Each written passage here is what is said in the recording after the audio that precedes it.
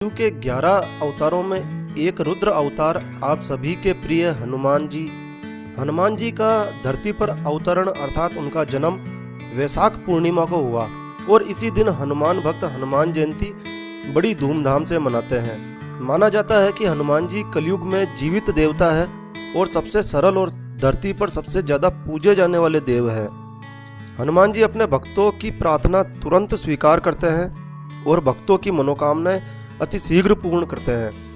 हनुमान जी के लाखों करोड़ों भक्त हैं, लेकिन बहुत कम लोग ही हनुमान जी की पूजा और उन्हें प्रसन्न करने के सही तरीकों के बारे में जानते हैं। तो हनुमान जी को प्रसन्न करने के विभिन्न तरीकों में हनुमान जी को सिंदूर का चोला चढ़ाना भी एक बहुत ही प्रभावशाली तरीका है। जो लोग शनि की 7.5 अढ़ैया दशा और अंतरदशा को भोग रहे हैं, उनके लिए हनुमान जी को चोला चढ़ाना बहुत लाभदायक है। कई विद्वानों ने तो यहाँ तक कहा है कि हनुमान जी को 7 मंगलवार चोला चढ़ाने पर मन चाहा वरदान प्राप्त किया जा सकता है।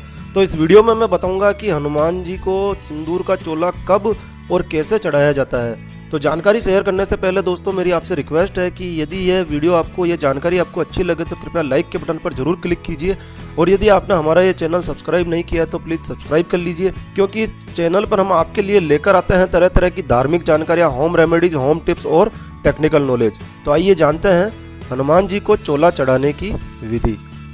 दोस्तों, हनुमान जी की सिंदूरी मूर्ति पर ही चोला चढ़ाया जाता है। तो यदि आप हनुमान जी को चोला चढ़ाना चाहते हैं तो किसी ऐसे मंदिर का चयन कीजिए जहां हनुमान जी की सिंदूरी प्रतिमा हो। हनुमान जी को चोला मंगलवार या शनिवार को ही चढ़ाया जाता है, मगर यदि आप संकटों से मुक्ति के लिए चोला चढ़ाना चाहते हैं तो शनिवार को ही चोला चढ़ाया जाना उचित होता है। तो मंदिर व दिन तय कर लेने के बाद प्रातः सूर्योदय से पूर्व उठकर पवित्र व शुद्ध जल से थोड़ा गंगा जल मिलाकर स्नान कीजिए। और दोस्तों, हनुमान जी को चोला चढ़ाने के लिए मन और तन की स्वच्छता और शुद्धता होना बहुत ही आवश्यक है। तो शुद्ध जल से नहा लें। अब चोला चढ़ाने के लिए जो सामग्री आपको चाहिए वो बता देते हैं। आपको चाहिए सिंदूर।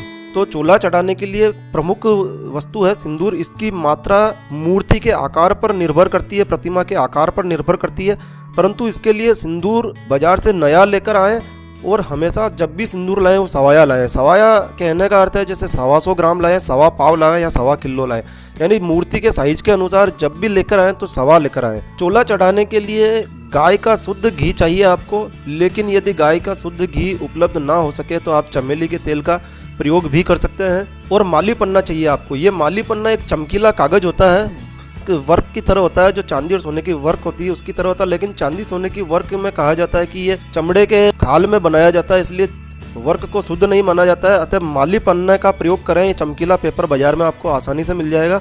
और 2 गुलाब के फूलों की माला चाहिए आपको, कुमकुम व चावल चाहिए और भोग लगाने